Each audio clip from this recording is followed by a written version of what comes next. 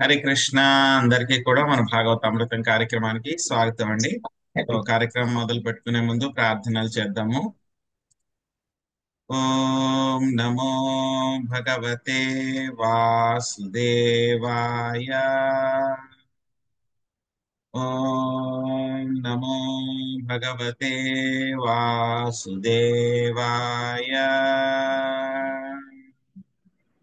ఓం నమో భగవతే వాసుదేవాయ. నారాయణం నమస్కృత్య నరం చైవ నరోత్తమం దేవీం సరస్వతిం వ్యాసం తతో జయముదీరయే. శృణ్వతాం స్వకథా కృష్ణ పుణ్యశ్రవణ కీర్తనా హృదయంతస్థో హి అభద్రాణి విధునోతి సురసతాం. నష్టప్రాయేషు అభద్రేషు నిత్యం భాగవత సేవయా భగవతే ఉత్తమ శ్లోకే భక్తిర్భవతి నైష్టికీ. ఓం అజ్ఞానతిమిరాంధస్య జ్ఞానాంజనాశలాకయా చక్షురున్మిళితం యేన తస్మై శ్రీగురవే నమః. శ్రీచైతన్యమనోభీష్టం స్థాపితం యేన భూతలే స్వయం రూపా తదా మహ్యం దదాతి స్వపదాంతికం.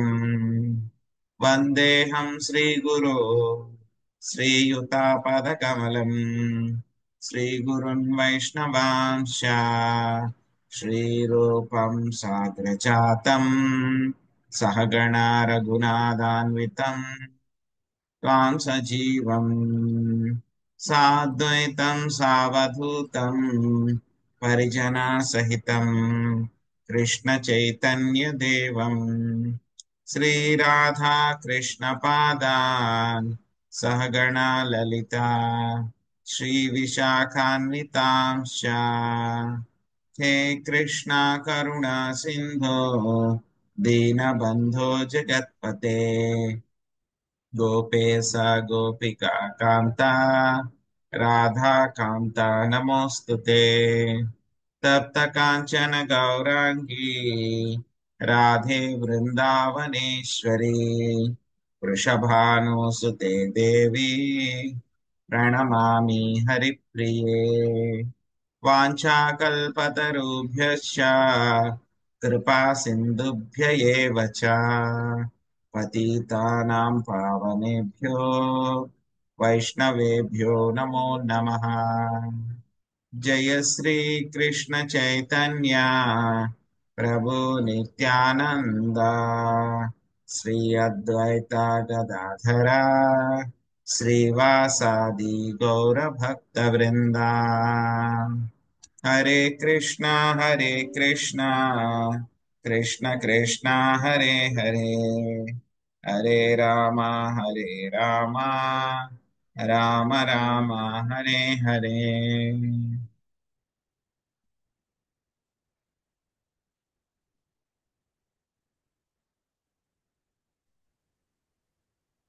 హరే కృష్ణ. సో ఈరోజు మనము శ్రీమద్ భాగవతము సప్తమ స్కందంలో 2వ అధ్యాయము దానవరాజు. ఈ యొక్క అధ్యాయం పేరు దానవరాజు హిరణ్యకశిపుడు అనేటువంటి యొక్క అధ్యాయము. మనకి ఇంకా ప్రహ్లాద చరిత్రం మొదలైపోతుంది.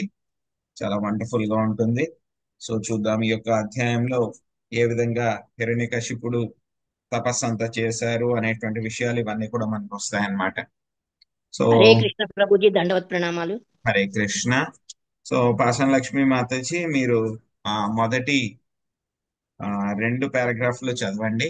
విజయలక్ష్మి మాతాజీ 3-4 పారాగ్రాఫ్లు చదవండి. Chapter summary. హరే కృష్ణ ప్రభుజీ, ప్రణామాలు. దానవరాజు 2వ అధ్యాయము. దానవరాజు హిరణ్యకశిపుడు. ఈ అధ్యాయమున వివరించబడినట్లు హిరణ్యాక్షుని వధానంతరము అతని పుత్రులు హిరణ్యకశిపుడు మిగిల దుఃఖించిరి. అంతటా హిరణ్యకశిపుడు ప్రతీకారముగా లోకమందలి ధర్మమును నశింపజేయుటకు యత్నించెను.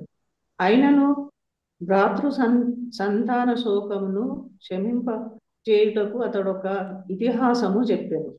దేవాది దేవుడు వరాహ రూపమును దాల్చి హిరణ్యాక్షుని వధించినప్పుడు ఆ దానవుని సోదరుడగు హిరణ్యకశిపుడు మిగుల సంతృప్తుడయ్యను. క్రోధముతో అతడు భగవంతుని భక్తి పక్షపాతి అని నిందించాడు. తన సోదరుని వధించుటకు వరాహ రూపమెంత మెత్తవలసి వచ్చినదని హేళన చేశాను. ఋషులు ఇతర భూలోక వాసులు చేసేడి యజ్ఞ యాగాదులను ధ్వంసము చేయుడని దానవులను రాక్షసులను ప్రేరేపించాను. ఆ ప్రకారము యజ్ఞ యాగాదులు లోపించట వలన దేవతలు కనబడకుండా ధాత్రిపై తిరగసాగి. హరే కృష్ణ ప్రభు. ధన్యవాదాలు. హరే ప్రభుజీ. సోదరుని అగ్ని సంస్కార కార్యక్రమం పూర్తయిన పిమ్మట హిరణ్యకశిపుడు జీవిత సత్యమును గూర్చి శాస్త్రముల నుండి తెలియజేయుచు భాతృ సంతానముతో పలుకుదొడిగెను. వారిని ఓదార్చుచు అతడు, పుత్రులారా, శత్రువు ఎదుట మరణించుటయే వీరులకు యశోవంతమైనది. కర్మానుసారమే జీవులు ఈ జగత్తులో ఒక చోట చేరి తిరిగి ప్రకృతి వలన విడిపోవుదురు. కాని దేహమునకు అన్యమైనటి ఆత్మ మాత్రము నిత్యము, అవికారము, పవిత్రము, సర్వ వ్యాపకము, సర్వజ్ఞమని సర్వదా మనం ఎరిగి ఉండవలెను. ప్రకృతిచే బద్ధమైనప్పుడు ఆత్మ సత్సంగాత్యమును అనుసరించి ఉచ్చనీచ జీవజాతుల్లో జన్మించును. ఆ ప్రకారము నానా దేహములను పొంది సుఖదుఖములను అనుభవించును. మనుజుని సంసార స్థితిగతులే సుఖదుఖములకు కారణమగును. దానికి వేరే కారణములు లేవు. కనుక బాహ్యమగు కర్మఫలములను గాంచి ఎవ్వడను దుఃఖించరాదు అని పలికెను. పిమ్మటి హిరణ్యకశిపుడు ఊసీనర దేశరాజైన సుయజ్ఞుడును వానికి సంబంధించిన ఒక వృత్తాంతమును తెలియజేసెను. ఆ రాజు మరణించినప్పుడు దుఃఖ విహ్వలులైన అతని రాణులకు వసగబడిన ఉపదేశములను హిరణ్యకశిపుడు భాతృ సంతానమునకు తెలియజేసెను. బోయేవాని బాణము చే కొట్టబడిన ఆడపక్షిని గూర్చి విలపించుచు కులింగ పక్షి అదే వ్యాధిని శరఘాతమునకు గురి అయిన సంఘటనను కూడా అతడు వివరించెను.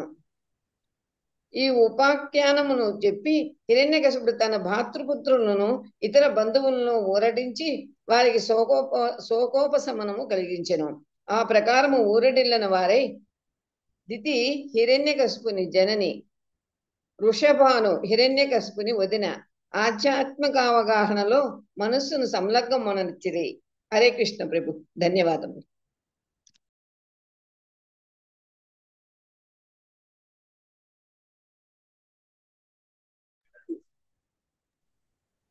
ప్రభుజీ మ్యూట్లో ఉన్నారు ప్రభు. ప్రభుజీ మూట్లో ఉన్నారండి. శ్రీనారదం వాచ భ్రాతర్యేవం వినిహతే హరిణాక్రోడమూర్తినా హిరణ్యకశిపూ రాజన్ పర్యతప్యాదృశాసు చ. లక్ష్మీజీ మాతాజీ చదవండి. మీరు తర్వాత 1-2 శ్లోకాలకి అనువాదం భాష్యం ఒకేసారి చదవండి. అహాచేదం వృషా పూర్ణ సందష్టాదశనశ్చదః కోపోజ్వలభ్యాం చక్షుర్భ్యాం నిరీక్షాన్ ధూమ్రమంభరం. హరే కృష్ణ ప్రభుజీ. రెండవ ప్రణామం. శ్రీ నారదముని పలికెను, ధర్మరాజా, విష్ణు భగవానుడు వరాహ రూపమున హిరణ్యాక్షుని వధింపగా అతని సోదరుడు హిరణ్యకశిపుడు మిగుల క్రుద్ధుడును శోకతప్తుడును అయ్యెను. భాష్యం. హిరణ్యకశిపుడు తన పుత్రుడగు ప్రహ్లాదుని ఎడ ఎందులకై అంతగా ద్వేషం గూనెనని ధర్మరాజు నారదుని అడిగాను. దానికి సమాధానముగా నారదుడు ఆ దానవుడు విష్ణువుకు బద్ధవైరిగా నైన వృత్తాంతమును వివరింపదొడిగాను. హిరణ్యకశిపుడు క్రోధం. 2వ శ్లోకం అండి. హిరణ్యకశిపుడు క్రోధముతో పెదవిని కొరుకుచు ధూమ్రమయమగునట్లుగా ఆకాశమును కోపోద్రిక్తమగు నయనములతో గాంచుచు ఇట్లు పలుకుదొడిగెను. భాష్యము. దానవుడు దేవదేవుని ఎడ ద్వేషమును కలిగి ఉండి వైరమును బోనుట మామూలే. విష్ణువును చంపి అతని వైకుంఠలోకమును నశింపజేయవలనని హిరణ్యకశిపుడు తలంచినంతటా ఆ దానవుని శరీర లక్షణములు అట్లుండెను. హరే కృష్ణ ప్రభుజీ. ధన్యవాదాలండి. హరే కృష్ణ. करालदंष्ट्रोग्रदृष्ट्या दुष्पेक्ष्या भ्रुकुटीमुखा शूलमुद्यम्य सदसि दानवानीदमब्रवीत्। भो भो दानवैते भो भो दानवैदेतेया द्विमूर्धं स्त्रक्ष्य संभरा सताबाहो हयग्रीव नमुचे पाकइल्वला। विप्रचित्ते मम वचः पुलोमांसकुनादयः शृणातानन्तरं सर्वे क्रियातामाशुमाचिरम्।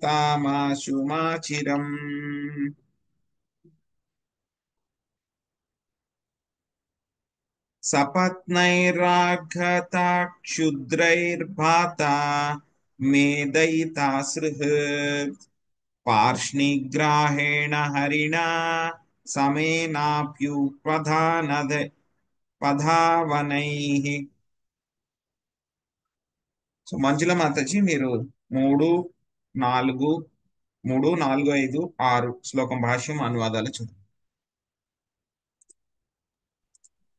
హరే కృష్ణ. హరే కృష్ణ ప్రభుజీ. నా మంజుల మాతాజీ అన్నారు మాతాజీ. మంజుల హరే కృష్ణ ప్రభుజీ.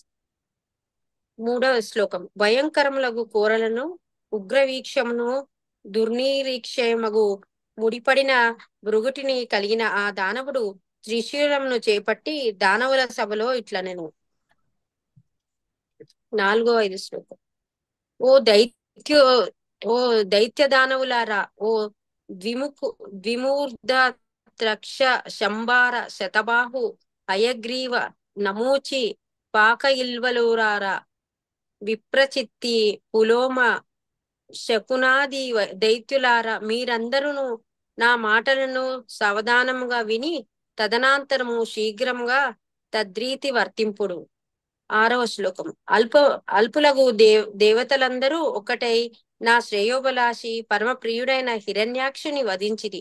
విష్ణువు మా ఇరువురికి దేవదానవులకు సదా సముడే అయినను దేవతలతో పూజితుడైనందున ఈ మారు వారి పక్షమున వహించిరి. హిరణ్యాక్షుని వధించుటలో వారికి సహాయము చేసినాడు.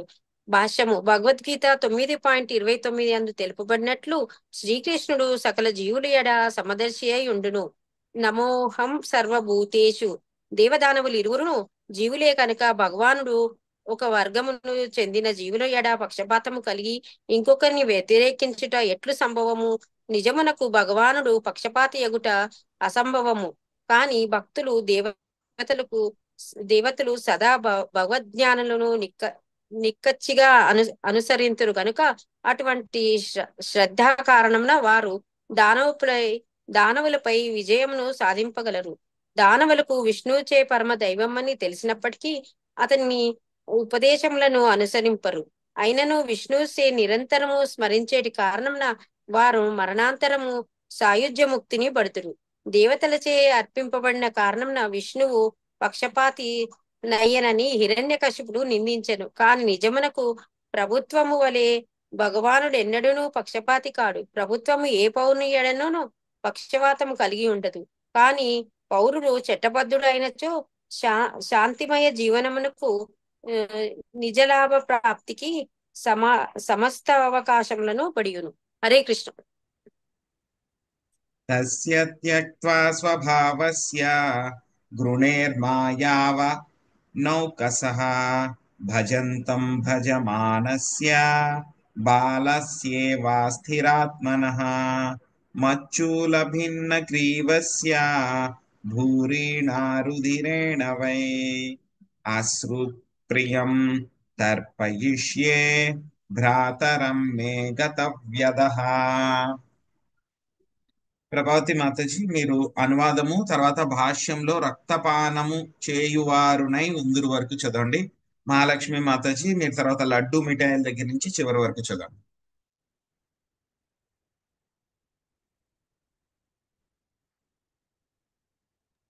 హరే కృష్ణ ప్రభు. దేవదానవులేడా తన సహజ సమత్వ భావమును దేవదేవుడు విడిచిపెట్టినాడు. పరమ పురుషుడయ్యుడును అతనికిప్పుడు చెంచలుడైన బాలుడు ఒకరి పక్షం వహించినట్లుగా మాయా ప్రభావమున భక్తులకు దేవతలు ప్రీత్యర్థమై వరాహ రూపమును దాల్చినాడు. కనుక నా త్రిశూలముతో విష్ణు శిరమును ఖండించి అతని రక్తముతో రుధిర ప్రియుడగు హిరణ్యాక్షుని ప్రసన్నను కావించి నేనును శాంతిని పొందెదను. భాష్యము. దాన స్వభావనందలి దోషము ఈ శ్లోకమును స్పష్టముగా తెలుపబడినది. చెంచలుడకు బాలుని వలె విష్ణువు కూడా పక్షపాతి అయినాడని హిరణ్యకశిపుడు తలచెను. భగవంతుడు తన మనస్సును ఎప్పుడైనాను మార్చుకొనగలడు కనుక అతని వాక్కులు కర్మలు చిన్నపిల్లల వంటివని ఆ దానవుడు భావించను. నిజమునకు దానవులు సామాన్య జీవులే కనుక వారి మనస్సులు మారుచుండును.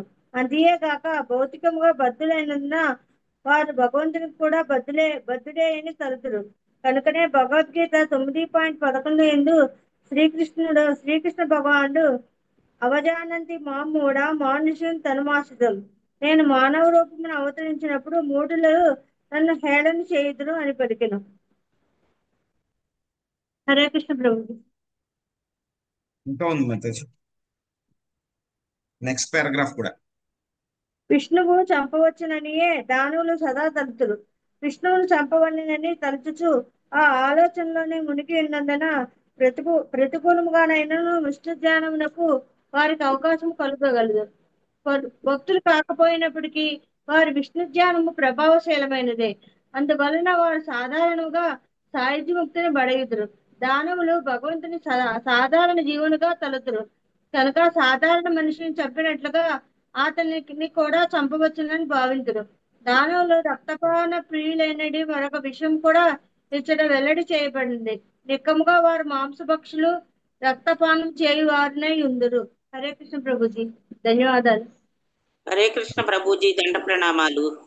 లడ్డూ మిఠాయిలనిచ్చి చిన్న పిల్లవానితో ఏ కార్యమైనను చేయింపవచ్చును. అట్టి అర్చకుని వలె చంచల మనస్సును కలిగి ఉన్నాడనుచు దేవదేవుని హిరణ్యకశిపుడు నిందించును.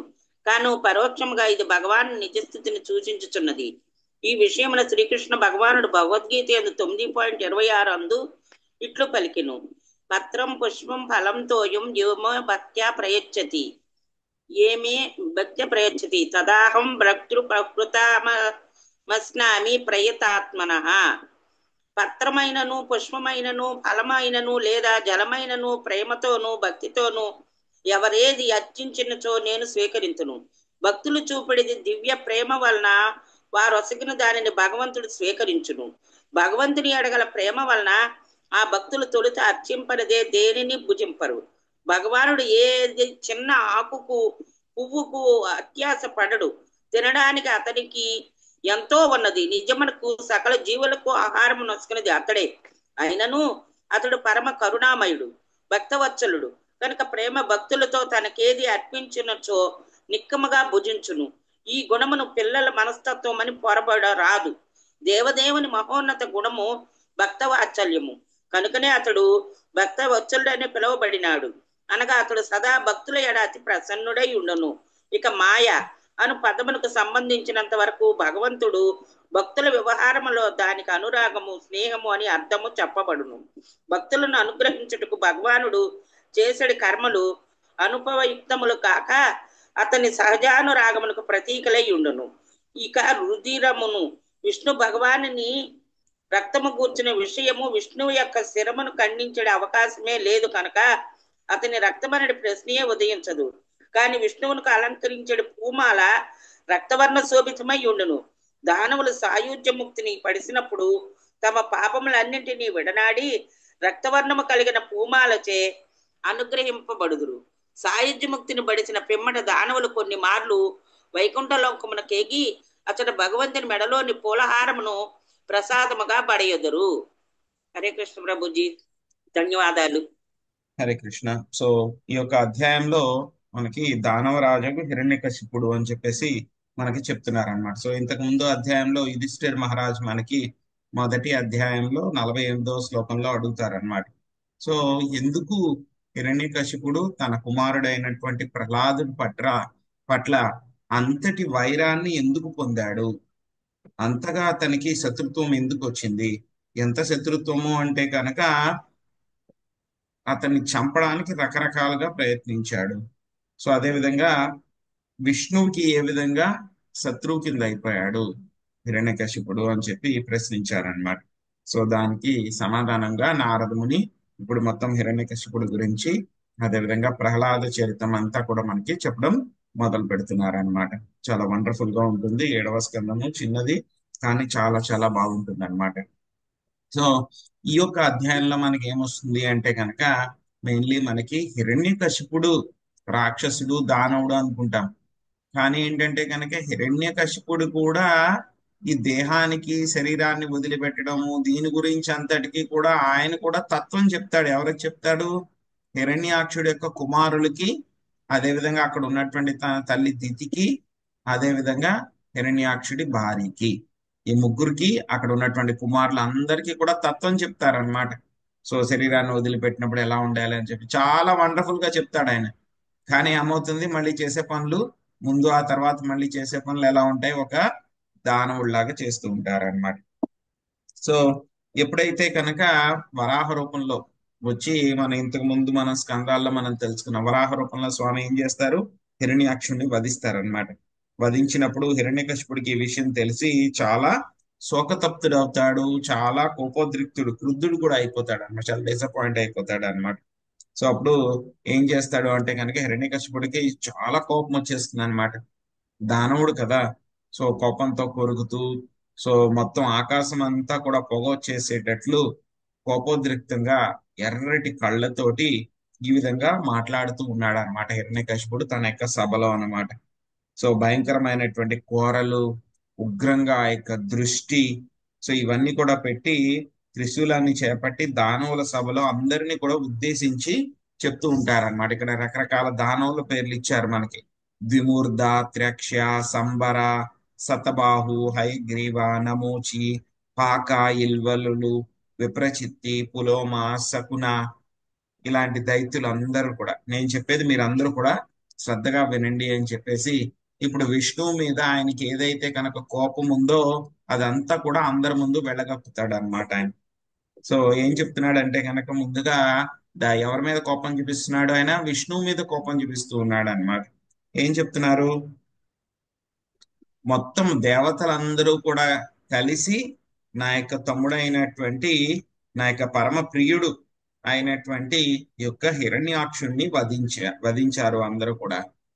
విష్ణు ఏమిటి, దేవతలకి దానవులకి కూడా ఆయన సమంగా ఉండాలి.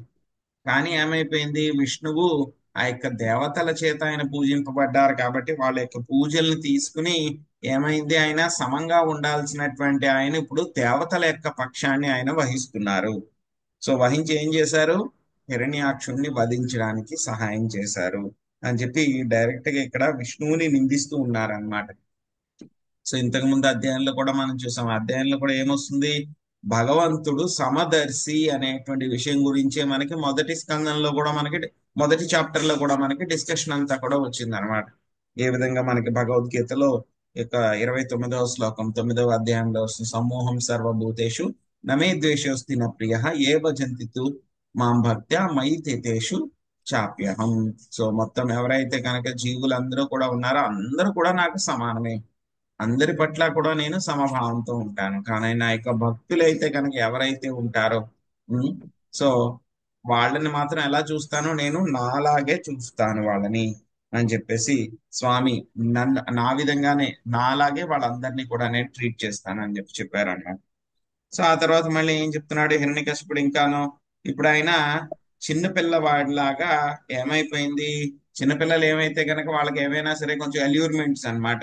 ఏదో చాక్లెట్ ఇస్తామనో లేకపోతే బెల్లం ముక్క ఇస్తామనో తిండి పదార్థాలు ఇస్తామనో ఏదో ఫలానా వస్తువు ఇస్తాము అని అంటే కనుక వాళ్ళు ఏ పనైనా చేయడానికి సిద్ధమైపోతారు వాళ్ళు.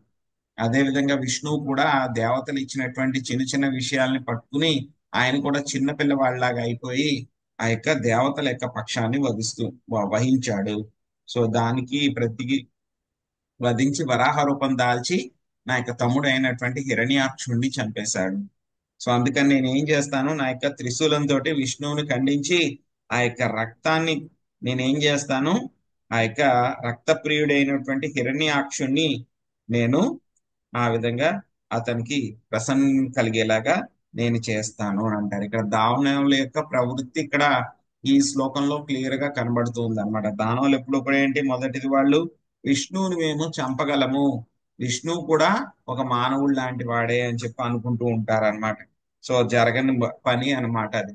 సో అసలు విష్ణువు తల నరకడం అనేటువంటిది జరగనే జరగదు, ఇంకా ఆయనకి రక్తం రావడం అనేటువంటిది ఇంకా రేర్ అన్నమాట, అసలు జరగనే జరగదు అనమాట. సో విష్ణువుని కూడా ఆ విధంగా ఎలా అయితే కనుక మూర్ఖులు ఆయన గురించి తెలుసుకోలేరు, అవజానంతి మామూడా లాగా, సో వాళ్ళకి తెలియదు అనమాట. కానీ ఏంటంటే కనుక ఇటువంటి వాళ్ళందరూ కూడా ఎప్పుడు కూడా ఈ యొక్క ఆ కోపం తోటి ద్వేషంతో ఉంటారు కాబట్టి వాళ్ళకి ఏ ముక్తి దొరుకుతుంది, సాయుధ్య ముక్తి అనేటువంటిది దొరుకుతుంది. సో ఇంతకు ముందు అధ్యాయంలో కూడా మనకి చెప్పారు కదా, నారదముని ఎవరికి చెప్పారు, దీనికి యుధిష్ఠిర్ మహారాజ్కి చెప్పారు. సో రకరకాలుగా ఆ అందరూ కూడా ఏ విధంగా కృష్ణుని పొందుతూ ఉంటారు అని చెప్పేసి మనకి చెప్పారు చెప్పారు మనకి. గోప్యాత్ కామాత్ భయాత్ కంస ద్వేషాత్ చైద్యాదయో నృప సంబంధాత్ వృష్ణయా స్నేహ ద్యూయం భక్త వయం విభో.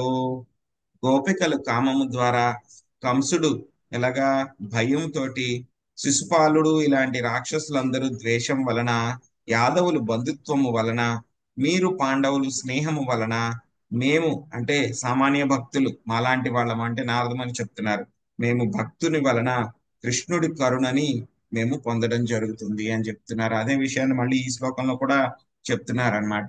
ఇక దానవులందరూ కూడా ఏం పొందుతారు, వాళ్ళు సాహిత్య ముక్తిని పొందడం జరుగుతుంది అని చెప్పి చెప్తున్నారు అనమాట.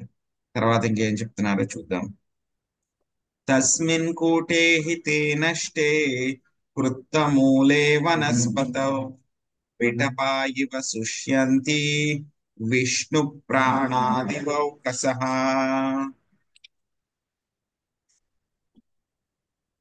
సుబ్బరత్న మాతజీ మీరు 9వ శ్లోకం భాష్యము అనువాదం చదవండి. హరే కృష్ణ ప్రభుజీ. వృక్షమూలములను ఖండించినప్పుడు వృక్షము నేలరాలి దాని శాఖ పత్రాదులు సహజముగానే ఎండిపోను. అదే రీతిగా మాయావి యగు విష్ణువును నేను వధించగా అతడే ప్రాణమైనట్టి దేవతలు తమ ప్రాణమూలమును కోల్పోయి క్షీణింతురు. భాష్యము. దేవతలకు దానవులకు భేదమిచ్చట వివరింపబడినది. దేవతలు సదా భగవద్ ఆజ్ఞలను అనుసరింతురు, కానీ దానవులు భగవంతుని కలతపరుచుటకు లేదా వధించుటకే సదా ప్రయత్నింతురు. అయినను దేవతలు భగవత్ కరుణ పైన పూర్తిగా ఆధారపడుటను దానవులు కొద్ది మార్లు ప్రశంసింతురు. అది వారు దేవతలను పరోక్షముగా కీర్తించుటయే యగును. హరే కృష్ణ. తావద్యాతా భువం యూయం బ్రహ్మక్షత్రా సమేధితాం సూదయద్వం తపోయజ్ఞ స్వాధ్యాయ వ్రతదానినః. శశికళ మాతాజీ మీరు అనువాదము తర్వాత మొదటి పారాగ్రాఫ్ చదవండి. తర్వాత పార్వతీ మాతాజీ మీరు 2వ పారాగ్రాఫ్ 3వ పారాగ్రాఫ్ చదవండి. లక్ష్మీ నాగేశ్వరి మాతాజీ మీరు 4వ పారాగ్రాఫ్ తర్వాత చివరి దాకా చదవండి. హరే కృష్ణ ప్రభుజీ ప్రణామం. నేను విష్ణు సంహార కార్యమున నెలకొనినప్పుడు మీరు దరిద్రికి వెడలరు. బ్రాహ్మణత్వం వలన క్షత్రియ పాలన వలన అది మిగుల సమృద్ధమై అలరారుచున్నది. తపస్సు, యజ్ఞము, వేదధ్యయనము, వ్రతపాలనము, దానము వంటి కార్యములను నెలకొనిన జనులందరినీ నశింపజేయుడు. భాష్యం. హిరణ్యకశిపుని యొక్క ముఖ్యోద్దేశము దేవతలను కలతపరచుటే. మొట్టమొదట అతడు విష్ణువును సంహరింపదలిచాడు. ఏలైనగా విష్ణువు యొక్క వర్ణంతో దేవతలు కూడా క్షీణించి మన్నించగలరు. భూలోకవాసులను కలతపరచడం అతని మరొక ప్రణాళిక. భూలోకవాసుల శాంతి సమృద్ధులు, ఇతర లోకవాసుల శాంతి సమృద్ధులు బ్రాహ్మణులు క్షత్రియుల పైననే ఆధారపడి ఉంది. చాతుర్వర్ణ్యం మయా సృష్టం గుణకర్మ విభాగసః అనగా త్రిగుణములు తత్సంబంధిత కర్మలను అనుసరించి మానవ సంఘమునందలి చాతుర్వర్ణ్యములు నా చేతనే సృష్టింపబడినవి అని భగవద్గీత 4.13 యందు శ్రీకృష్ణుడు పలికాడు. వివిధ లోకవాసులు భిన్న భిన్నముగా ఉందురు. కానీ భగవంతుడు మధ్యలోకముని ప్రత్యేకంగా ప్రస్తావించుచు దాని ఎందలి మానవ సంఘము అనగా చాతుర్వర్ణ్యముగా బ్రాహ్మణులు, క్షత్రియులు, వైశ్యులు, శూద్రులు విభజింపబడవలనని ఉపదేశించారు. శ్రీకృష్ణుడు ఈ ధరిత్రిపై అవతరించటకు ముందు ధరిణిని బ్రాహ్మణులు, క్షత్రియులే నడుపుచుండిరని తెలియవచ్చుచున్నది. సమము అనగా శాంతి, దమము అనగా ఆత్మ సంయమనం, తితిక్ష అనగా ఓర్పు, సత్యము శౌచము అనగా శుచిత్వం, ఆర్చవం సరళత అనడి గుణములను కలిగి ఉండేది బ్రాహ్మణులు. రాజ్యపాలనమున అనగా లోకపాలన క్షత్రియులకు ఉపదేశం ఒసగవలేదు. బ్రాహ్మణోపదేశములను పాటించుచు క్షత్రియులు జనులను తపస్సు, యజ్ఞయాగాదులు, వేదాధ్యయనము, వైదిక ధర్మ నియమ పాలనంలో నియుక్తులను చేయవలెను. బ్రాహ్మణులకు, సన్యాసులకు దేవాలయములకు దానము చేయవలెను. ఇదే దేవి బ్రాహ్మణ సంస్కృతి అనబడు. హరే కృష్ణ ప్రభుజీ. ధన్యవాదాలు. హరే కృష్ణ ప్రభుజీ. యజ్ఞాచరణము లేనిచో తగినంత వర్షము కురియదు. యజ్ఞాభవతి పర్జన్య కనుక అట్టి పరిస్థితి వ్యవసాయ కర్మలకు అవరోధమును కలిగించును. పర్జన్యాదన్న సమంభవ కనుక జనులు యజ్ఞాచరణకు ఉన్ముఖులై ఉందురు. కనుక బ్రాహ్మణ సంస్కృతిని ప్రవేశపెట్టి క్షత్రియ రాజులు జనులను యజ్ఞాచరణము, వేదాధ్యయనము, దానములందు విముక్తులను చేయవలెను. ఆ విధముగా జనులు తమ జీవనావసరములను సులభముగా పొందగలుగుదురు. సంగమున అశాంతికి తావే ఉండదు. ఈ విషయమున శ్రీకృష్ణ భగవానుడు భగవద్గీత 3:12 ఇట్లు పలికెను.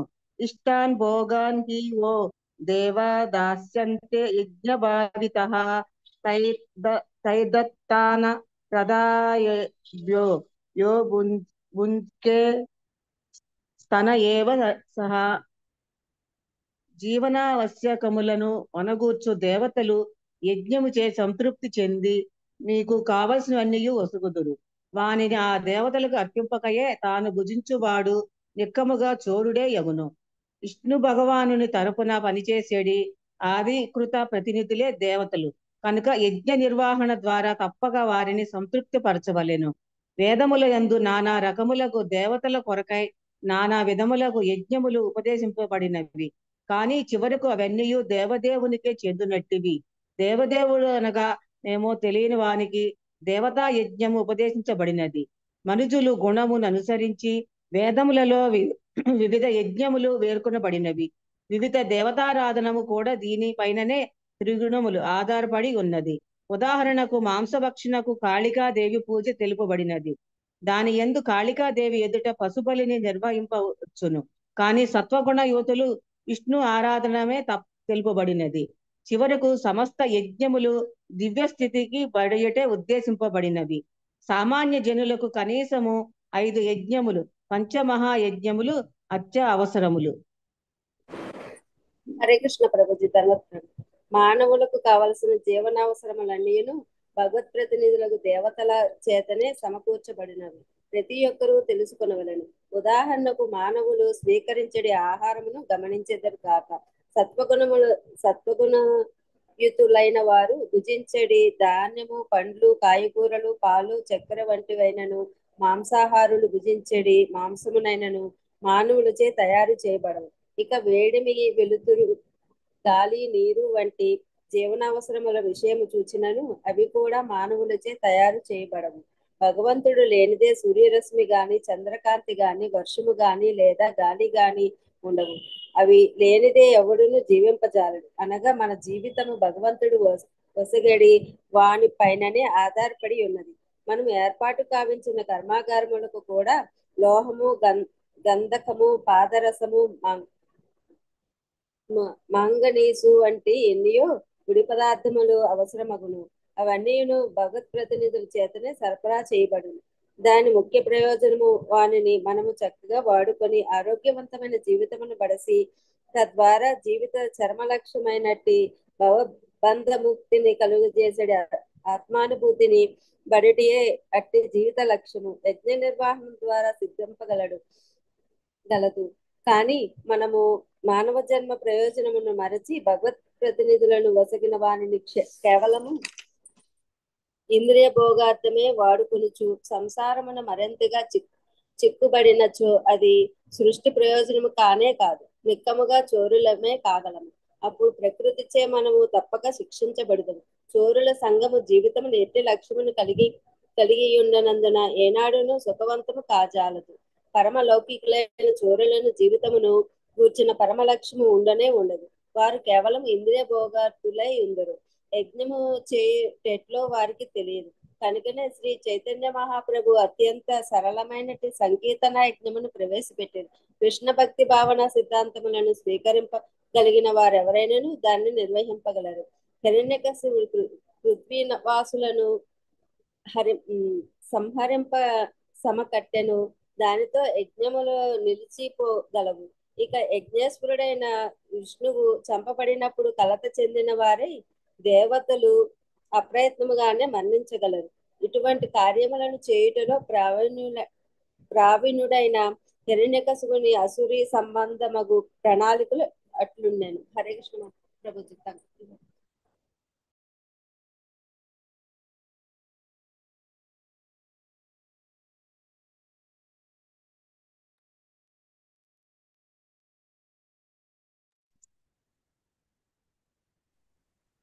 సో హిరణ్యకశిపుడు ఇంకా ప్లాన్స్ వేస్తున్నాడు అనమాట. ఈ విధంగా ఇలాగా ప్లాన్ వేస్తున్నాడు. ఎలా అయితే కనుక మొత్తం దేవతలందరికీ కూడా మూలం ఎవరు? విష్ణువే. ఎప్పుడైతే కనుక ఒక వృక్షానికి మనం మూలం నరికేస్తే కనుక ఏమవుతుంది? మిగతా యొక్క కొమ్మలు, ఆకులు, పువ్వులు అన్ని కూడా వాడిపోతాయి. అదే విధంగా ఎప్పుడైతే కనుక విష్ణువుని సంహరిస్తానో ఏమవుతుంది? దేవతలందరూ కూడా ఆటోమేటిక్ గా వాళ్ళు మూల ప్రాణాన్ని కోల్పోయి అందరూ కూడా క్షీణించేస్తారు. సో కాబట్టి నేనేం చేస్తాను? ముందుగా ఆ యొక్క విష్ణువుని సంహరించడానికి నేను వెళ్తాను. దానికి చేయాల్సినటువంటి తపస్సు ఏం చేయాలో వాటి గురించి అంతా కూడా నేను చూసుకుంటాను. కానీ నేను తపస్సుకు వెళ్ళి దాన్ని సిద్ధించుకుని ఆ యొక్క విష్ణువుని సంహరించి వచ్చేలోపు మీరు ఇంకో ముఖ్యమైనటువంటి పనులు చేయాలి. కొన్ని పనులు చేయాలి. అక్కడ రాక్షసులందరినీ కూడా పిలిచి చెప్తున్నాడు, వాళ్ళందరితో కూడా చెప్తున్నాడు అనమాట హిరణ్యకశిపుడు. ఏం చెప్తున్నారు? మీరందరూ కూడా ఎక్కడికి వెళ్ళమంటున్నారు? ధరిత్రికి వెళ్ళమంటున్నాడు. అక్కడ బ్రాహ్మణత్వము క్షత్రియ పాలన వలన ఏమైంది? చాలా సమృద్ధంగా తయారైంది అదంతా కూడా. అక్కడ ఎవరైతే కనుక తపస్సు, యజ్ఞము, వేదాధ్యయనము, వ్రతపాలనము, దానము ఇవన్నీ కూడా ఎవరైతే చేస్తున్నారో అటువంటి వాళ్ళందరినీ కూడా మీరు సంహరించేయండి. సో అని చెప్పేసి చెప్తున్నాడు అనమాట. సో ఇక్కడ మనము ఇప్పటిదాకా చదువుకున్నాం కదా మనము ఈ యొక్క శ్రీమద్ భాగవతంలో. సో 5వ స్కందంలో కూడా మనం చూసాం ఏమవుతుంది? మొత్తం 14 లోకాల్లో కూడా ఈ యొక్క కర్మ చేసేటువంటి ప్రదేశం ఏమిటి? కేవలము జంబూ ద్వీపంలో భారత వర్షంలో మాత్రమే కర్మ చేసేటువంటి ప్రదేశం. ఇక్కడ మాత్రమే మనకి ఏదైనా కర్మ చేయడానికి కానీ, కర్మఫలం పొందడానికి కానీ, ప్లస్ మైనస్ ఏదైనా చేయడానికి అవకాశం ఉంటుంది. మిగతా అన్ని కూడా ప్రదేశాలు ఏమిటి? కింద ఉన్నటువంటి 6 లోకాలు, పైన ఉన్నటువంటి 7 లోకాలు, అదే విధంగా మధ్యలో ఉన్నటువంటి భూలోకంలో కూడా మళ్ళీ ఉన్నటువంటి మిగతా వర్షాలు, మిగతా ద్వీపాలు, అందులోనూ జంబూ ద్వీపంలో కూడా భారత వర్షం కాకుండా మిగతా వర్షాలన్నీ కూడా ఏమిటి? అవన్నీ కూడా ఎంజాయ్మెంట్ ప్లేసెస్. అవన్నీ కూడా కేవలం ఏదైతే ఉందో అక్కడ ఎంజాయ్మెంట్ మాత్రమే దొరుకుతుంది. ఏమి కర్మ చేసుకుందాం, మనం సంపాదించుకోవడం ఎంజాయ్మెంట్ కంటే ఏం కుదరదు అక్కడ. సో కాబట్టి ఈ యొక్క దేవతలందరూ కూడా ఉన్నత లోకాల్లో ఉన్నటువంటి దేవతలు ఎవరైతే ఉన్నారో వాళ్ళందరూ కూడా ఈ యొక్క భరత వర్షంలో, భారత వర్షము భరతఖండం, సో ఇక భరత వర్షంలో జరిగేటువంటి యజ్ఞ యాగాదుల పైనే మొత్తం దేవతలందరూ కూడా ఆధారపడి ఉంటారు. ఎలా ఉంటుందో ఆ యొక్క సైకిల్ గురించి మనకి భగవద్గీతలో శ్రీకృష్ణ భగవానుడు 3వ అధ్యాయంలో మనకి చెప్పారు. యజ్ఞార్థాత్ కర్మణోన్యత్ర లోకోయం కర్మ బంధన తదర్థమపి కౌంతేయ ముక్త సంఘ సమాచార. తర్వాత ఇంకేం చెప్పారు? సో ఈ యొక్క యజ్ఞము విష్ణు యొక్క ప్రీత్యర్థం మీరు యజ్ఞాలు చేయండి. సో యజ్ఞాలు చేస్తే ఏమవుతుంది? దేవతలు సంతృప్తి చెందుతారు. దేవతలు సంతృప్తి చెందితే వాళ్ళు ఏం చేస్తారు? మీకు కావలసినటువంటి న్యాచురల్ రిసోర్సెస్ ఏవైతే ఉంటాయో వాటిని అన్నిటిని కూడా మీకు వాళ్ళు దేవతలు ఇస్తారు. ఇవ్వడం మూలంగా ఇచ్చిన తర్వాత మళ్ళీ ఏం చేయాలి? కొంత మనం వాడుకుని మిగతా దాన్ని మళ్ళీ మనం యజ్ఞాగాదుల కోసం ఉపయోగించాలి. సో ఆ విధంగా ఏమవుతుంది? దేవతలు కూడా ప్రాస్పర్ అవుతారు, ఈ యొక్క భూలోకంలో వాసులు ఎవరైతే ఉన్నారో వాళ్ళందరూ కూడా ప్రాస్పర్ అవుతారు. ఇలాగని చెప్పేసి ఒక సిస్టమ్ సెట్ చేశారనమాట. సో ఈ సిస్టమ్ అంతా కూడా ఎవరికి తెలుసు? హిరణ్యకశిపుడికి తెలుసు. సో అందుకే ఏం చెప్తున్నాడు ఆ యొక్క రాక్షసులకి? ఇప్పుడు హిరణ్యకశిపుడి యొక్క ఉద్దేశం ఏంటంటే కనుక దేవతలకి యజ్ఞాల్లో అర్పించేటువంటి హవిస్సులు ఏవైతే కనుక అర్పిస్తారో అవన్నీ కూడా భూలోకంలో జంబూ ద్వీపంలో భరత వర్షంలో మాత్రమే ఆ హవిస్సులన్నీ అర్పిస్తారు. ఆ యొక్క హవిస్సులన్నీ కూడా యజ్ఞంలో తీసుకున్న తర్వాత దేవతలందరూ కూడా బలంగా తయారవుతారు. ఎప్పుడైతే కనుక ఈ యొక్క భూలోకంలో ఆ యొక్క యజ్ఞయాగాదులని, అందులోనూ కూడా ఏమిటి, భరత వర్షంలో యజ్ఞయాగాదులను ఆపేస్తే కనుక ఏమవుతుంది? దేవతలకి అందాల్సినటువంటి పోషణ, వాళ్ళకి కావలసినటువంటివన్నీ కూడా ఆగిపోతాయి. ఫలితంగా ఏమవుతారు? దేవతలందరూ కూడా చాలా వీక్ అయిపోతారు. సో మొత్తం 5 రకాలైనటువంటి పంచమహాయజ్ఞాల గురించి చెప్పడం జరిగింది. సో విష్ణు వాళ్ళందరూ కూడా ప్రతినిధులు, దేవతలందరూ కూడా విష్ణు యొక్క ప్రతినిధుల కింద తలుచుకుంటూ మనం యజ్ఞంలో హవిస్సులు ఇవ్వాలి. ఇది అన్నమాట హిరణ్యకశిపుడి యొక్క ప్లాన్ అన్నమాట. ఒకటేంటి? విష్ణువుని చంపడానికి నేను వెళ్తున్నాను, వెళ్ళి వచ్చే లోపల మీరు ఏం చేయాలి? దేవతలని శక్తిహీనుల్ని చెయ్యాలి. శక్తిహీనులు చేయాలి అంటే కనుక వాళ్ళకి యజ్ఞాల్లో ఇవ్వబడేటువంటి హవిస్సులు ఏవైతే ఉన్నాయో ఆ హవిస్సులను ఆపేయాలంటే కనుక యజ్ఞయాగాదులు చేసేటువంటి బ్రాహ్మణులు, క్షత్రియులు ఎవరైతే ఉన్నారో వాళ్ళందరినీ కూడా నాశనం చేయండి, మొత్తం యజ్ఞయాగాదులన్నింటినీ కూడా ఆపేయండి అని చెప్పి చెప్తున్నాడు. ఇది 2 ప్రాంగ్డ్ స్ట్రాటజీ అనమాట, డబల్ స్ట్రాటజీ అనమాట. హిరణ్యకశిపుడు చెప్తున్నారు. విష్ణుర్విచక్రియామూలో యజ్ఞో ధర్మామయ పుమాన్ దేవర్షి పితృభూతానాం ధర్మస్యాచాపరాయణం. లక్ష్మీ శ్రీనివాసులు మాతాజీ మీరు అనువాదం చదవండి. ఆ తర్వాత భాష్యము మొదటి పారాగ్రాఫ్ జాగృతము చేయగలదు రాధమ్మ మాతాజీ చదవండి. పద్మిని మాతాజీ మీరు హరేర్నామా దగ్గర నుంచి ఆ యొక్క పేజీ చివరిలో కృష్ణ చైతన్యోద్యమం వరకు చదవండి. తర్వాత వాసవి మాతాజీ మీరు హరినామా దగ్గర నుంచి చివరి వరకు చదవండి.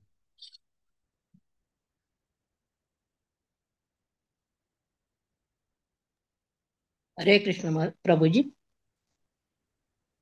యజ్ఞస్వరూపుడగుడు విష్ణు భగవానుని సంతృప్తి పరచుటయే బ్రాహ్మణత్వము యొక్క మూల సిద్ధాంతము. విష్ణు భగవానుడు ధర్మమయుడు, దేవతలకు, పితృదేవతలకు, సకల జీవులకు ఆశ్రయుడు. బ్రాహ్మణులను వధించినచో క్షత్రియులచే యజ్ఞములు నిర్వహింపచేయుటకు ఎవరునూ ఉండరు. అంతటా యజ్ఞములు లేని కారణమున దేవతలు అప్రయత్నముగా మరణింపగలరు. హరే కృష్ణ ప్రభు. భాష్యంపై శ్రీల ప్రభుపాదులకు జై. విష్ణువే బ్రాహ్మణ సంస్కృతికి కేంద్ర బిందువు కనుక హిరణ్యకశిపుడు అతన్ని సంహరించుటకు యోచించింది. ఏలయనగా విష్ణువు చంపబడినచో బ్రాహ్మణ సంస్కృతి కూడా అప్రయత్నంగా నశింపగలదు. బ్రాహ్మణ సంస్కృతి నశించినప్పుడు యజ్ఞాచరణం నిలిచిపోగలదు. యజ్ఞ నిర్వహణం లేనప్పుడు తగినంతగా వర్షములు కురియవు. యజ్ఞ ధ్రువతి పర్జన్య అంతటా ప్రపంచమంతటను కల్లోలములు చెలరేగగలవు. ఆ విధంగా అప్రయత్నంగానే దేవతలు ఓటమికి గురి కాగలరు. వైదిక ఆర్య నాగరికత నశించినప్పుడు, బ్రాహ్మణులచే నిర్వహింపబడు వైదిక కర్మలు నిలిచిపోయినప్పుడు ఏ విధంగా మానవ సమాజం కల్లోలితం కాగలదో ఈ శ్లోకం వల్ల మనకు స్పష్టపడగలదు. కలో శూద్ర సంభవ. నవీన ప్రపంచంలోని జన బాహుల్యంలో అధిక శాస్త్రము శూద్రులే కనుక బ్రాహ్మణ సంస్కృతి నేడు భ్రష్టు పట్టినది. దానికి తగిన రీతిగా పునఃస్థాపించటం మిగుల కఠిన కార్యం. కనుకనే శ్రీ చైతన్య మహాప్రభు హరినామ సంకీర్తనము ఉపదేశించి ఉండేది. అది బ్రాహ్మణ సంస్కృతిని అతి సులభంగా జాగృతం చేయగలరు. హరే కృష్ణ. థ్యాంక్ యూ ప్రభు. హరే కృష్ణ ప్రభు. హరే నామ కేవలం కలౌ నాస్తైవ గతిరన్యదా.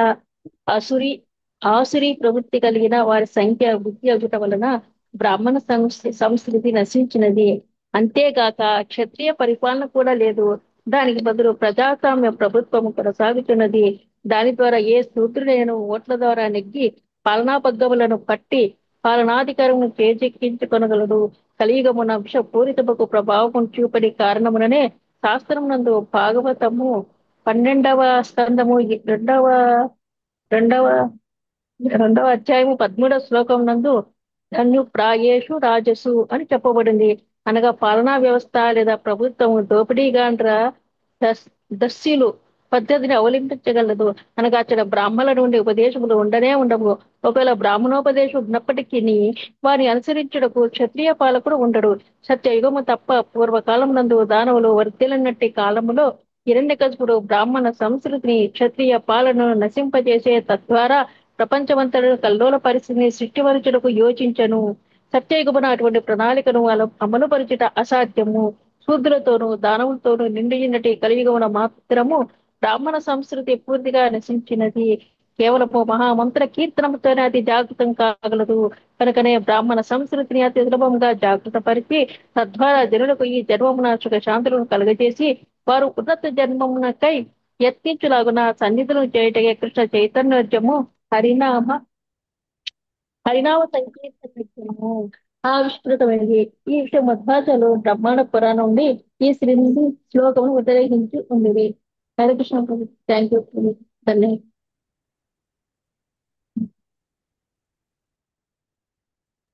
వాసవి మాతాజీ కింద వాసవి మాతాజీ అచ్చా, ఓకే. వాసవి మాతాజీ ఉన్నారా? ప్రభుజీ. ప్రభుజీ చదవండి.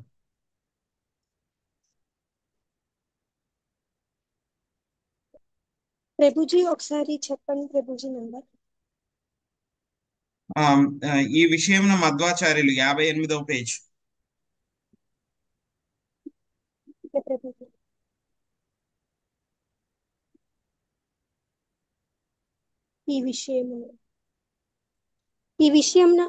ఈ విషయంన మధ్వాచార్యులు బ్రహ్మాండ పురాణం నుండి ఈ క్రింది శ్లోకంన ఉదాహరించయుండిరి. విప్రయజ్ఞాది మూలం తు హరిరిత్యా సురం మతం హరిరేవా హి సర్వస్య మూలం సంయన్మతో నృప. రాజా బ్రాహ్మణులు యజ్ఞముల వలననే శ్రీహరి అస్తిత్వమును కలిగి ఉన్నాడని దానవులు తలిచినను నిజమునకు అతడే బ్రాహ్మణులు యజ్ఞములతో సహా సమస్తమునకు కారణమై ఉన్నాడు. కనుక హరినామ సంకీర్తనకు ప్రాచుర్యమును కలిగించుట ద్వారా బ్రాహ్మణ సంస్కృతి క్షత్రియ పరిపాలన అప్రయత్నముగానే తిరిగి నెలకొనగలవు. అంతటా జనులు అమిత సుఖవంతులు కాగలరు. Thank you Prabhuji. యత్ర యత్ర ద్విజగ్గావో వేద వర్ణాశ్రమ క్రియా తం తం జనపదం యాత సందీపయత వృశ్చత. లక్ష్మీ మాతాజీ మీరు అనువాదం చదవండి. భాష్యం మొదటి పారాగ్రాఫ్ పార్వతీ మాతాజీ చదవండి. ఆ తర్వాత వాసవి మాతాజీ మీరు 2వ పారాగ్రాఫ్ చదవండి. హరే కృష్ణ ప్రభు. ఎచ్చట గోబ్రాహ్మణులకు చక్కని రక్షణము వసుగుడుచున్నదో, వర్ణాశ్రమ ధర్మమును అనుసరించి వేదాధ్యయనమును కొనసాగుచున్నదో ఆయా ప్రదేశములకు వేగమే వెడలి వాటిని దగ్ధము కావింపుడు, జీవకారకములకు వృక్షములను నరికివేయుడు. హరే కృష్ణ ప్రభుజీ. ధన్యవాదాలు. హరే కృష్ణ ప్రభుజీ. భాష్యము. సరి అయిన మానవ నాగరికత చిత్రము ఇచ్చట పరోక్షముగా వర్ణితమైనది.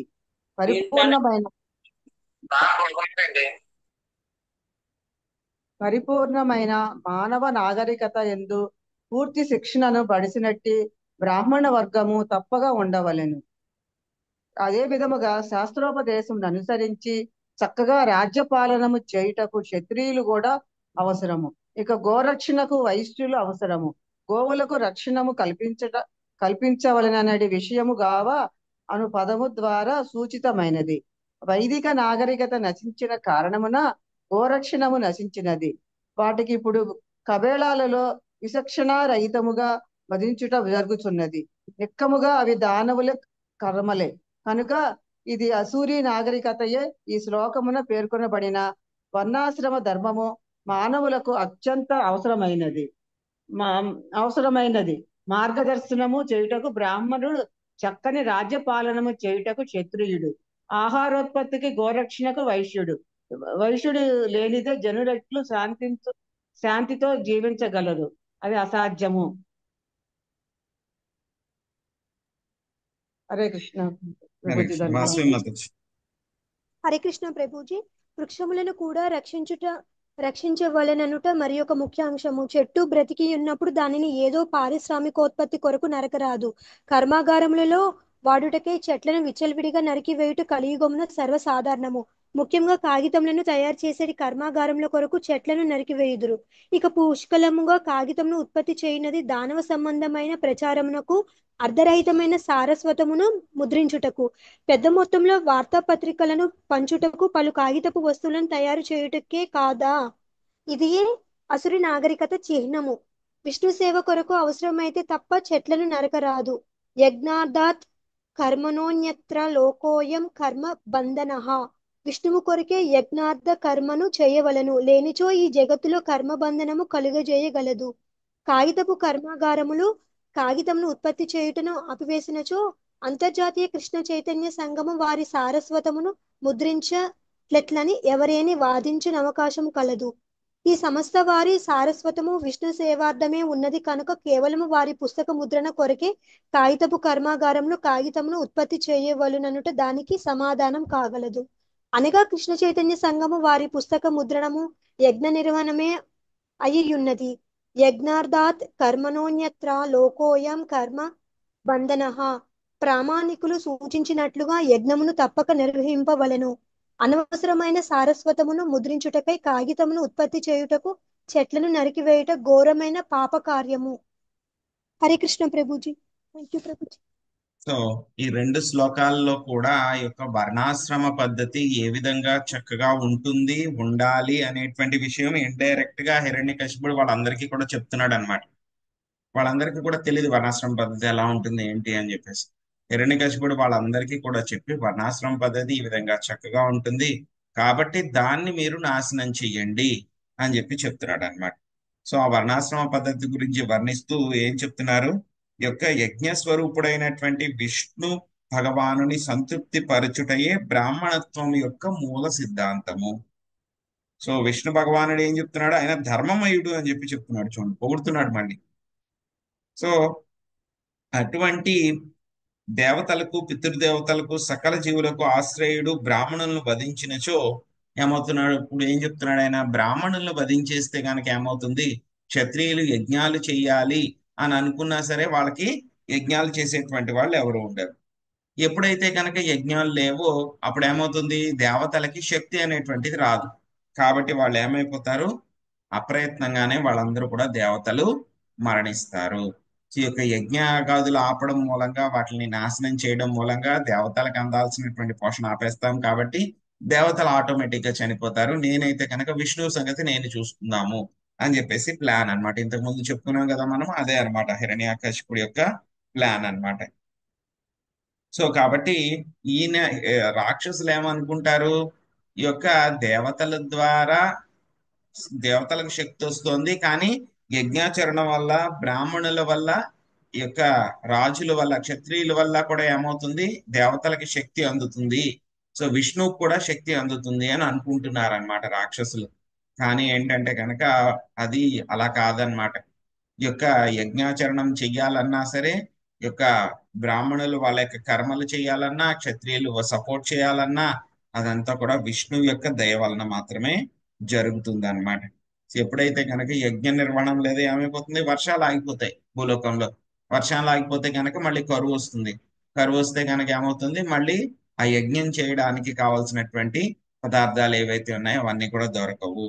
సో కాబట్టి ఈ విధంగా మీరు ఈ సైకిల్ ఏదైతే కనుక మనం ఇంతకు ముందు చెప్పుకున్నాం, సో దేవతలకి యజ్ఞం చేయడం మూలంగా దేవతలు వర్షాలు ఇవ్వడం మూలంగా పంటలు పండడం, పంటలు పండడం మూలంగా వీళ్ళకి కావాల్సినటువంటి వనరులంతా కూడా దొరకడం, ఈ వనరులంతా కూడా మళ్ళీ తీసుకెళ్లి వాళ్ళు యజ్ఞం చేయడం. ఇది సైకిల్ అన్నమాట. ఇదంతా కూడా ఒక జరుగుతుంది కంటిన్యూస్ ప్రాసెస్. ఏమంటున్నాడు హిరణ్యకశిపుడు, ఈ సైకిల్ ని మీరు డిస్ట్రాయ్ చేయండి. ముందుగా ఎక్కడ మొదలు పెట్టమంటున్నాడు, యజ్ఞాల్ని నాశనం చేయమంటాడు. యజ్ఞాలు నాశనం చేస్తే కనుక ఏమవుతుంది, వర్షాలు ఆగిపోతాయి. వర్షాలు ఆగిపోతే కనుక ఏమవుతుంది, మళ్ళీ ఆ యొక్క పంటలు పండకపోతే కనుక భూలోక వాసులకి యజ్ఞాలు చేయడానికి కావాల్సినటువంటి పదార్థాలు దొరకకపోతే ఏమవుతుంది, వాళ్ళు యజ్ఞం చేయరు. యజ్ఞం చేయకపోతే ఏమవుతుంది, దేవతలకి హవిస్సులు రావు.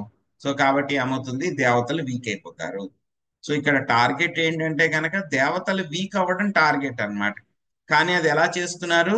ఈ యొక్క మానవులు ఎవరైతే ఉన్నారో, భూలోక వాసులు ఎవరైతే ఉన్నారో వాళ్ళు చాలా వాళ్ళు తక్కువ శక్తి కలవాళ్ళు కాబట్టి ఈ యొక్క వర్ణాశ్రమ పద్ధతి ఏదైతే ఉందో భూలోకంలో దాన్ని మీరు నాశనం చేయండి అని చెప్పేసి వీళ్ళందరికీ కూడా చెప్తున్నాడు అనమాట హిరణ్యకశిపుడు అన్నమాట.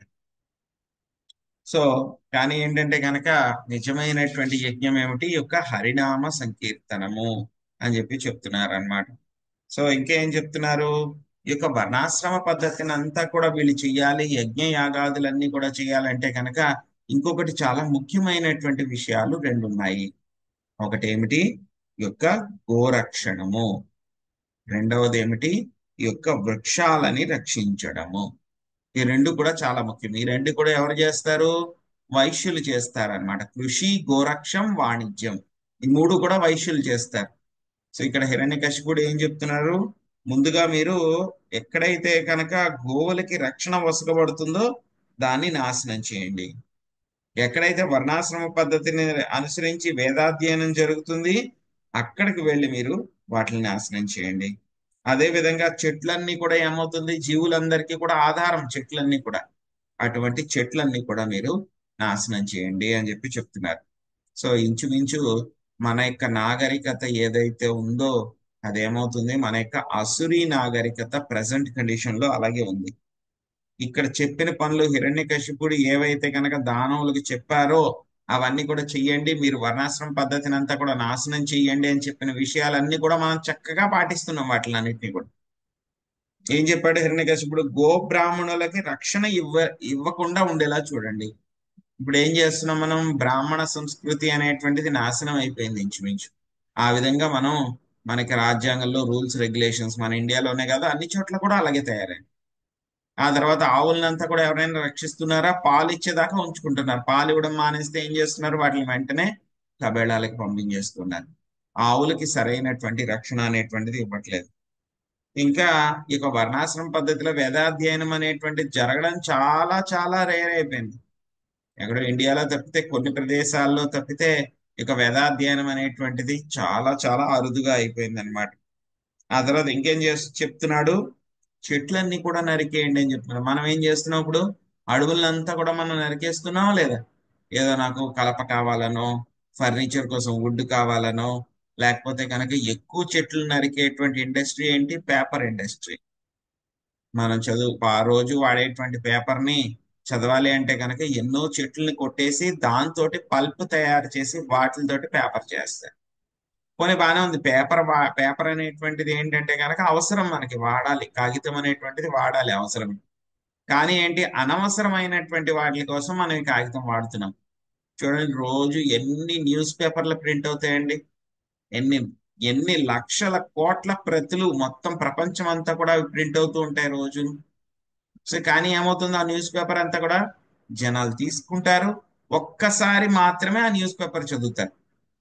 ఒకసారి న్యూస్ పేపర్ చదివిన తర్వాత రెండోసారి ఎవరైనా న్యూస్ పేపర్ చదువుతారా? ఆ రోజు చదవరు.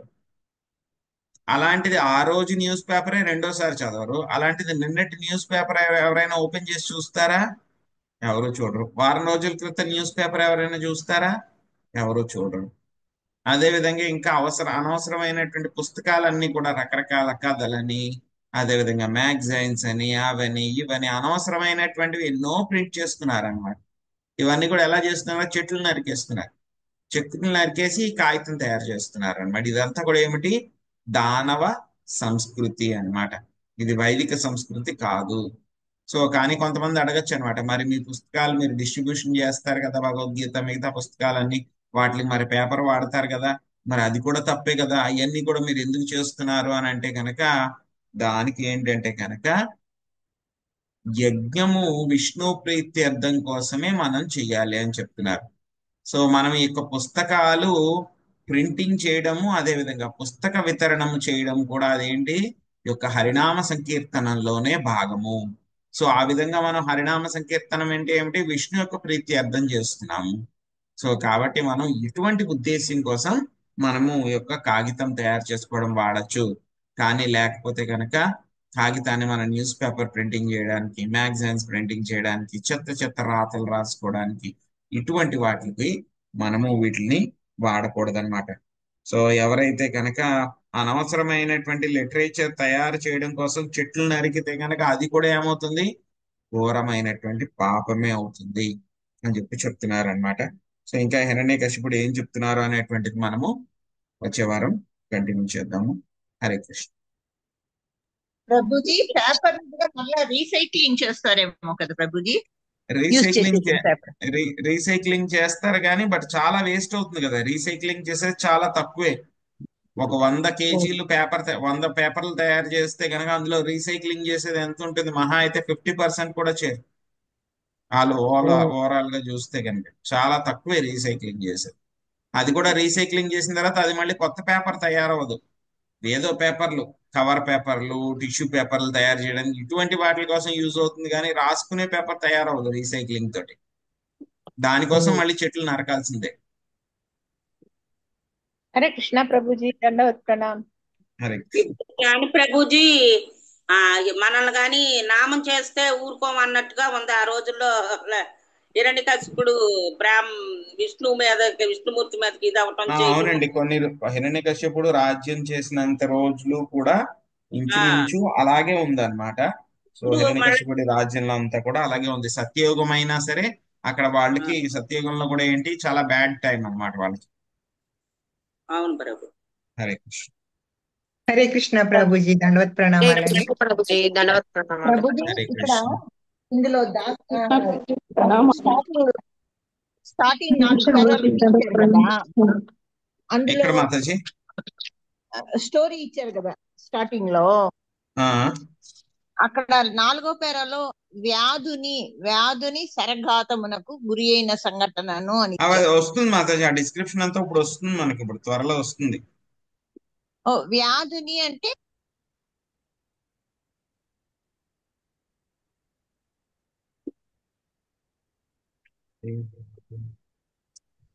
ఒక నిమిషం చివరిలో ఏం చెప్పారు చూద్దాం. అంటే బాణం లాంటి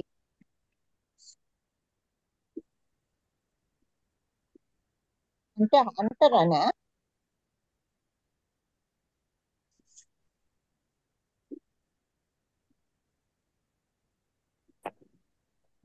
వ్యాధుని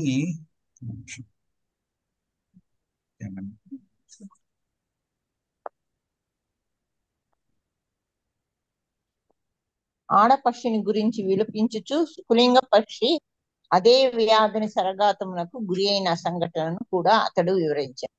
ఆయన పేరేమో అంటే పోయేవాడు. శరఘాతమునకు గురి అయిన వ్యాధిని అతని పేరు అయి ఉంటది ప్రభు మాతాజీ. అంటే లేకపోతే అదే పులింగ పక్షికి అలా జరిగింది కదా. వ్యాధుడు అంటే కనుక ఇక్కడ హంటర్ అన్నమాట. అదే హంటర్, వ్యాధుని యొక్క శరాఘాతం అంటే హంటర్, బోయేవాడే అన్నమాట అతనే. అదే బోయేవాడు అన్నమాట. సో ముందుగా ఏంటి, ఒక మగ పక్షిని చంపేశాడు. అక్కడే ఇంకొక ఆడపక్షి కూడా అక్కడ ఏడుస్తూ బాధపడుతూ ఉంటే కనుక మళ్ళీ ఏమవుతుంది, దాన్ని కూడా మళ్ళీ అదే బోయేవాడు బాణంతో చంపేశాడు అనమాట. ఆ సంఘటన అంతా కూడా ఇప్పుడు చెప్తా. సో మనకు వస్తుంది అది 53-50. వ్యాధుని అంటే అంటారు. వ్యాధుని అంటే కనుక హంటర్ బోయేవాడు. హరే కృష్ణ ప్రభుజీ, దానవుడైన హిరణ్యకశిపుడు చాలా బాగా చెప్పారండి. 3వ పారాగ్రాఫ్ లో. ఇక్కడ ఈ యొక్క అధ్యాయంలో మాత్రమే అలా కనిపిస్తుంది. అది చెప్పడానికి మాత్రమే, పాటించడానికి కాదు, వేరే వాళ్ళ కోసం అన్నమాట. సో మనం కూడా ఏంటంటే కనుక వేరే వాళ్ళకి చెప్పడానికి అయితే మనం కూడా చెప్తాం చాలా విషయాలు, కానీ మనం పాటించడానికి వస్తే మాత్రం మళ్ళీ మన ఇష్టం వచ్చినట్లు మనం చేస్తాం అన్నమాట. సేమ్ హిరణ్యకశిపుడు కూడా అదే చేశాడు. మిగతా వాళ్ళందరికీ చెప్తాడు, వాళ్ళందరూ కూడా పాసిఫై అవుతారు. కానీ హిరణ్యకశిపుడు చేసేది ఏంటి, చెప్పేది ఒకటి చేసేది ఒకటి, అలాగన్నమాట. సో చెప్పడం బాగానే చెప్తాడు, కానీ చేసేది మాత్రం ఎలా ఉంది, అంతా కూడా ఆపోజిట్ అన్నమాట. చెట్లు కూడా నరికేయండి అని చెప్తున్నాడు. వేరుగా ఉందండి చాలా. అదే రాక్షసత్వం, దానవత్వం ఉంటుంది. అదే రాక్షసత్వం మనలో కూడా ఉంటుంది. అదే మనలో కూడా ఉంటుంది. మనమే ఎక్సెప్షన్ ఏం కాదు. ఎక్కువగా ఉంది ప్రభుజీ. అవునండి. మనం చేసేది ఒకటి, చెప్పేది ఒకటి, ఎంత డిఫరెంట్ గా ఉందండి మరి. హరే కృష్ణ. సో హరే మళ్ళీ కృష్ణ మనం ప్రభు. కలుసుకుందాము వచ్చే వారం. వాంఛా కల్పతరుభ్యశ్చ కృపా సింధుభ్యేవ చ పతితానాం పావనేభ్యో వైష్ణవేభ్యో నమో నమః. అనంత కోటి వైష్ణవ వృందకి జై శ్రీల ప్రభుపాదికి జై నితాయ్ గౌర ప్రేమానందే హరి హరి హరి హరి బోల్. ధన్యవాదాలు.